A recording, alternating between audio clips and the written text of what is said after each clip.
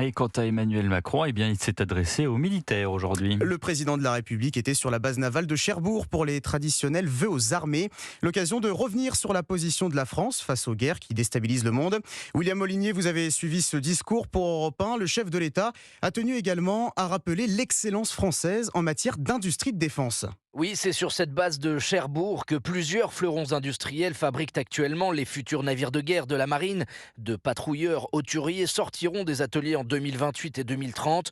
Emmanuel Macron souhaite accélérer encore la dynamique de passage en industrie de guerre. Ce qui a été réalisé sur les délais de production du César, par exemple, divisé par 2, est la meilleure des réponses à ceux qui nous disaient que rien n'était possible.